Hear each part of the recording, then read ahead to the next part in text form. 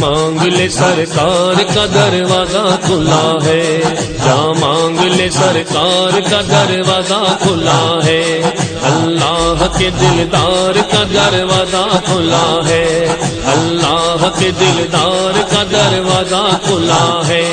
ہاں ہاں کمی کرو نہ صلاۃ و سلام میں، وہ خوبیاں ہیں سید عالی کی ذات میں، قرآن اترا پیارے نبی کی مت برس رہی۔ علیکم ورحمۃ اللہ وبرکاتہ۔ الحمد للہ نحمده ونستعینه ونستغفره ونؤمن به ونتوکل علیہ، نعوذ باللہ من شرور انفسنا ومن سیئات اعمالنا، من يهده الله فلا مضل له ومن يضلله فلا هادي له، ونشهد أن لا إله إلا الله وحده لا شريك له، ونشهد أن سيدنا ومولانا محمدا عبده ورسوله أرسله بالحق بشيرا ونذيرا۔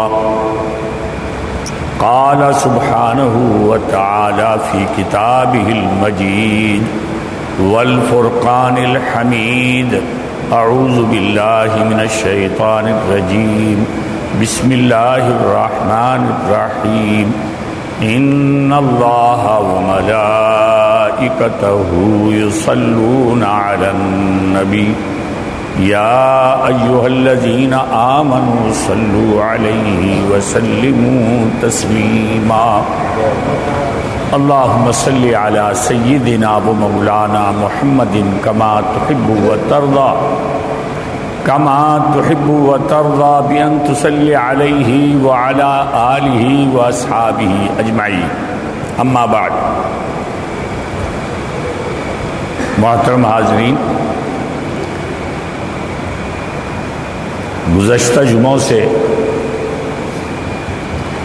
جو مضمون چل رہا ہے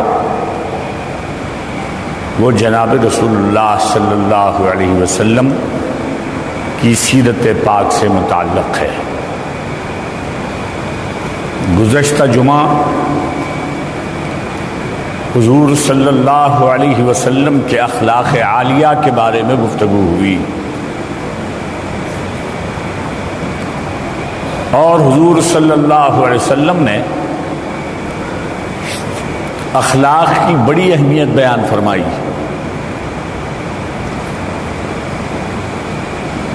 یہاں تک کہ ایک جگہ حضور کا ارشاد ہے، الدین حسن الخلق، دین کیا ہے؟ حسن اخلاق ہی دین ہے۔ دین اگر پوچھو تو دین کی یہ تعریف بتائی گئی کہ دیندار کا مطلب یہ ہے کہ وہ حسن اخلاق رکھتا ہے، وہی دیندار ہے۔ ہمارا دین کامل زندگی پر محیط ہے، زندگی کی کوئی بات ہمارے دین سے نکلی ہوئی نہیں ہے، ہٹی ہوئی نہیں ہے۔ دیگر ادیان میں، مذاہب میں چند عبادات اور چند اچھی باتیں بتائی جاتی ہیں، باقی زندگی ساری کی ساری وہ مذہب والوں کو ان کی مرضی پہ چھوڑ دیا گیا۔ ہمارے پاس ایسا نہیں ہے۔ ہر بات، زندگی کی ہر بات چھوٹی بڑی اللہ اس کے رسول کی مرضی کے تحت گزارنا ہے، عبادات بھی معاملات بھی، یہاں تک کہ آپسی روابط،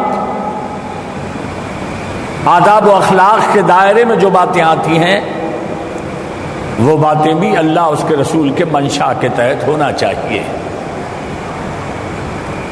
فطری جو عادتیں، طبیعتیں جو ہوتی ہیں، ان طبیعتوں اور عادتوں کو اللہ اس کے رسول کا حکم سننے کے بعد بدلنا چاہیے۔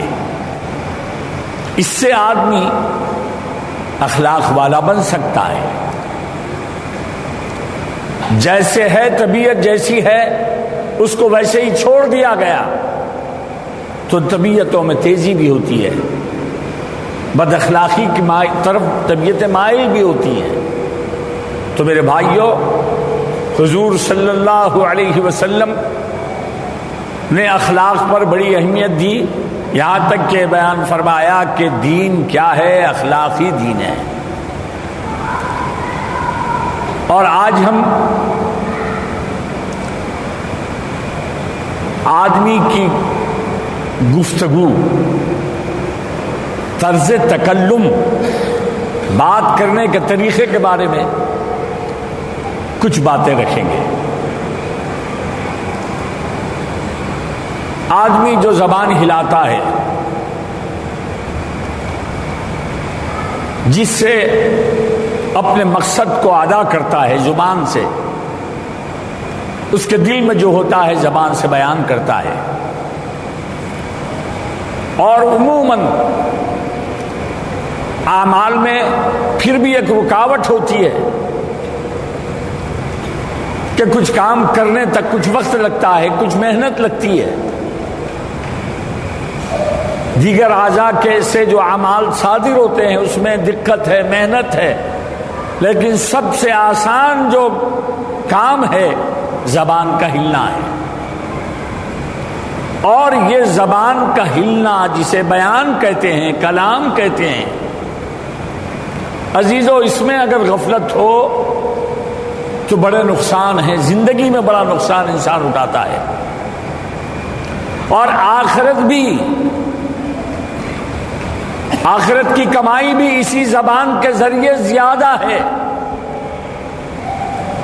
اور آخرت کا نقصان بھی اسی زبان کے ذریعے زیادہ ہے۔ حضور صلی اللہ علیہ وسلم آقا نے فرمایا، لوگ جہنم میں جو ڈالے جائیں گے، لوگ جہنم میں جو ڈالے جائیں گے، زیادہ تر کس وجہ سے ڈالے جائیں گے؟ آقا حضور صلی اللہ علیہ وسلم کا ارشاد پاک ہے، الا حصائد السنتہم، دوزخ میں زیادہ تر لوگ اپنی زبانوں کی فصل جو کاٹتے ہیں اس کی وجہ سے دوزخ میں جائیں گے۔ دوزخی زیادہ کون ہے؟ جو زبان بے احتیاطی سے استعمال کرتے ہیں، زیادہ تر وہ لوگ دوزخ میں جائیں گے۔ ہاتھ، پیر، اعضاء و جوارے، آنکھ، ناک، کان، اس کے بھی اعمال برے ہوتے ہیں تو گناہ ہوتا ضرور ہے، لیکن زبان سے زیادہ گناہ صادر ہوتا ہے۔ اس لیے حضور نے فرمایا دوزخ میں اکثر لوگ زبان کے غلط استعمال کی وجہ سے دوزخ میں جائیں گے۔ تو میرے بھائیوں، آقا حضور صلی اللہ علیہ وسلم کا اسوہ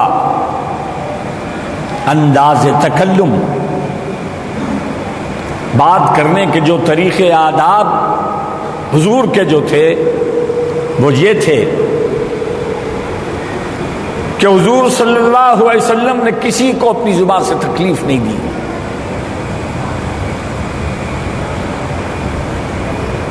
غیبت نہیں فرمائی، تہمت کا بہتان نہیں لگایا، دل آزاری نہیں فرماتے، تحقیر نہیں فرماتے، گالی گلوچ، برے انداز گفتگو سے کوئی تعلق نہ تھا۔ برا بھی کوئی آدمی کرتا تو اس سے اچھی گفتگو فرماتے، اور آپ نے یہ ارشاد فرمایا، مسلمان جو ہوتا ہے طعان نہیں ہوتا، طعان یعنی تان کرنے والا، تانے دینے والا مسلمان ہوتا نہیں ہے۔ آج ہمارے معاشرے میں کیا ہے؟ بالخصوص ہماری بہنوں میں یہ بات ہوتی ہے، ہر بات پر تانے دینے کی عادت ہوتی ہے۔ بہو ساس کو تانے دیتی ہے، ساس بہو کو تانے دیتی ہے، نند بھاوج میں یہ رشتے میں خرابی طعن، غیبت، چغل خوری، جھوٹ، گالی گلوچ، حضور صلی اللہ علیہ وسلم نے خود کبھی اختیار فرمایا، نہ کبھی کسی کو ایسا کرتے ہوئے پسند فرمایا، بلکہ مومن کی تعریف ہی فرما دی کہ مومن جو ہوتا ہے طعن نہیں کرتا، غیبت کے چغلی نہیں کرتا، جھوٹ سے اس کا کوئی تعلق نہیں ہوتا۔ یہ عنوانات پر انشاءاللہ میں اللہ زندگی دے تو یہ برائیوں پر مستقل ایک جمعے میں بات کروں گا۔ آج مختصراً میں بیان زبان کے استعمال پر بات کر رہا ہوں۔ حضور صلی اللہ علیہ وسلم نے ارشاد فرمایا کہ تم مجھے دو چیزوں کی ضمانت دے دو اور تمہارے لیے میں جنت کا ضامن ہو جاتا ہوں۔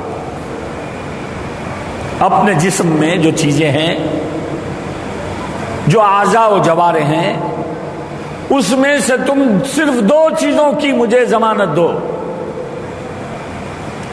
ضمانت کیا کہ ان دونوں کو میرے حکم اور منشا کے تحت، اللہ اس کے رسول کی مرضی کے تحت استعمال کرنے کی ضمانت تم دے دو، تمہاری جنت کی ضمانت میں دیتا ہوں۔ وہ کیا ہے؟ حضور نے فرمایا ما بین لحیتین، یہ دو جبڑوں کے درمیان ایک گوشت کا جو لوتھڑا ہے، بڑے تماشے، بڑے فتنہ و فساد اس سے سرزد ہوتے ہیں۔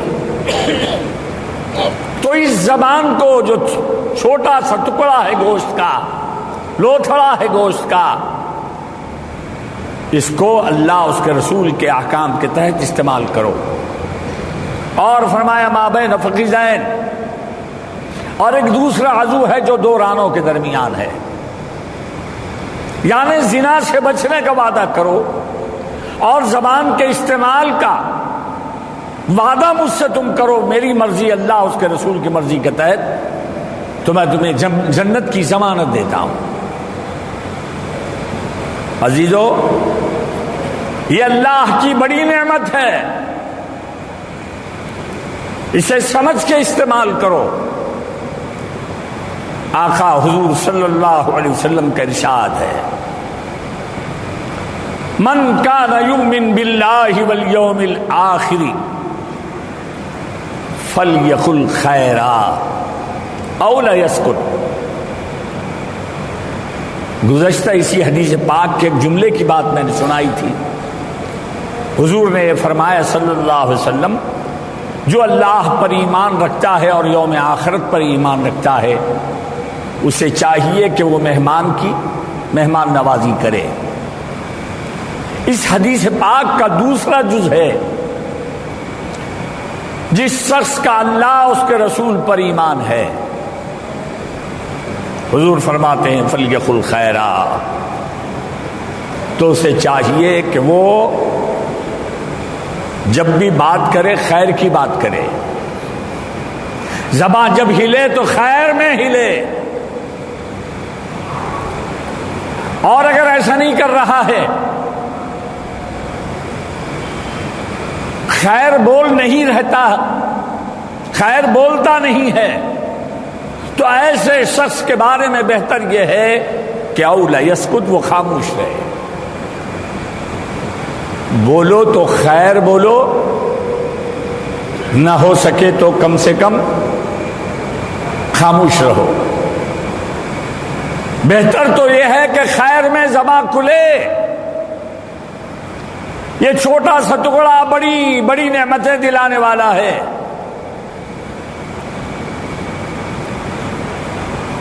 اللہ کی حمد و ثنا کرو، زبان دی ہے اللہ نے۔ اللہ نے جب زبان دی ہے تو اللہ کی حمد و ثنا کرو، تسبیح پڑھو، کلمہ پاک کا ورد کرو، اسماء حسنہ کا ورد وظیفہ پڑھو، تلاوت قرآن میں وقت گزارو، زبان کا کیا بہتر استعمال ہو سکتا ہے؟ خالی ہل رہی ہے زبان، نیکیوں کا انبار لگ رہا ہے، بڑا آسان عمل ہے، بڑا آسان ذریعہ ہے زبان کا کہ خیر میں کھلے، اللہ کی حمد و ثنا میں کھلے، تلاوت ہو، علم میں کھلے، اچھی باتیں پڑھے، اچھی باتیں پڑھائے۔ یہ زبان کو استعمال اس میں کرو۔ حضور صلی اللہ علیہ وسلم پر صلاۃ و سلام میں زبان کو تر رکھو۔ لوگوں سے جب یہ زبان کو استعمال کرنا پڑے لوگوں میں، تو لوگوں کی مصالحت ہمدردی میں کھلے، لوگوں کے دل ملانے کے لیے کھلے، محبت میں کھلے، ہمدردی میں کھلے، کسی غریب کی تسکین میں کھلے، کسی کا دل جوڑنے میں زبان کھلے، دل توڑنے میں نہیں، بدلہ لینے میں نہیں، انتقام میں نہیں، دل دکھانے میں نہیں۔ ایک بات یاد رکھنا، ادیبوں نے کہا ہے تلوار کا جو گھاؤ ہوتا ہے، تلوار کا جو زخم لگتا ہے انسان کے جسم پر، وہ اچھا ہو جاتا ہے، دوا سے مرہم سے سدھر جاتا ہے، لیکن زبان سے جو گھاؤ لگتا ہے، دل جو متاثر ہوتا ہے، عزیزو بزرگو، یہ زبان کا گھاؤ اور زخم جو دل پہ آتے ہیں وہ کسی مرہم سے نہیں اچھے ہوتے۔ تو اس لیے لگا جو زخم زباں کا رہا وہ ہمیشہ ہرا۔ زخم جو زباں کا لگتا ہے وہ ہمیشہ ہرا رہتا ہے۔ تلوار کی دھار سے جو زخم ہوتا ہے آدمی بھلا بھی دے، لیکن زبان سے جب دل توڑ دیا جاتا ہے، گالی دی جاتی ہے، تحقیر کی جاتی ہے، بے عزتی کی جاتی ہے، تو میرے بھائیو عزیزو، یہ انسان بھول نہیں پاتا۔ تو اس لیے کیا کرو، زبان کو استعمال خیر میں کرو۔ آج اللہ نے تمہیں اقتدار دیا ہے، بڑائی دی ہے، مال دیا ہے، حکومت دی ہے، طاقت دی ہے، بہکاوے میں ان چیزوں کے جو چاہے مت بولنا، کیونکہ ہر بول پر اللہ کی پکڑ ہے۔ جو بات تم زبان سے نکالتے ہو وہ اللہ کے پاس مکتوب ہے، لکھی ہوئی ہے، لکھی جا رہی ہے۔ جب یہ معاملہ ہے دل کا، باتوں کا، ہر بات پکڑ میں ہے اللہ کی، لکھی جا رہی ہے۔ تو اسی لیے حضور کا یہ فرمان ہے،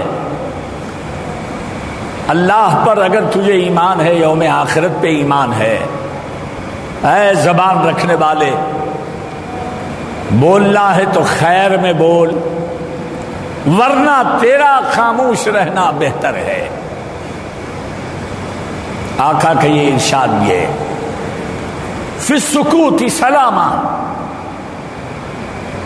خاموش رہنے میں سلامتی ہے، اور تحقیر کرنا، دل دکھانا، دل آزاری کرنا، جو چاہا کہہ دینا،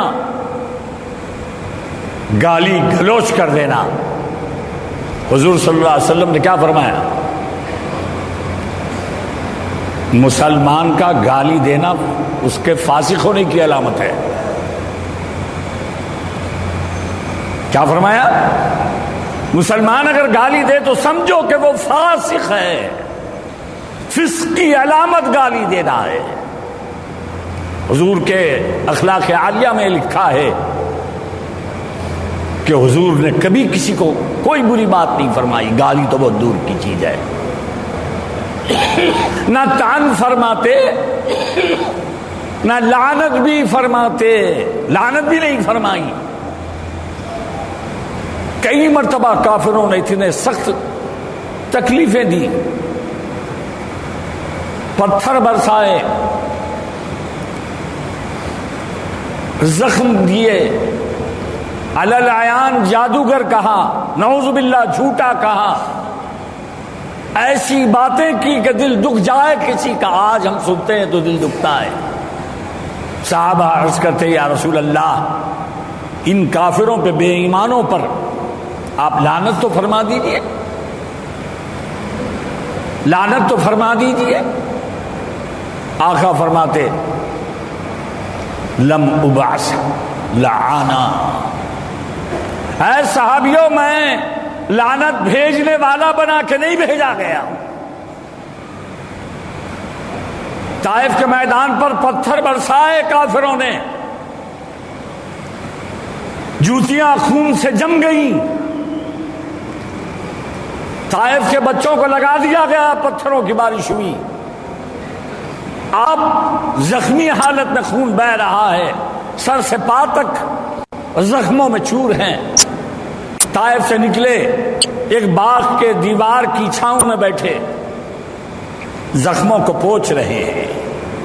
جبرائیل امین آئے اور ایک بڑے فرشتے کو لایا اور تعارف یہ کروایا کہ یا رسول اللہ صلی اللہ علیہ وسلم، اللہ نے آپ پر سلام بھیجا ہے۔ نبی کی عظمتیں، اللہ کا سلام نبی پہ آتا ہے۔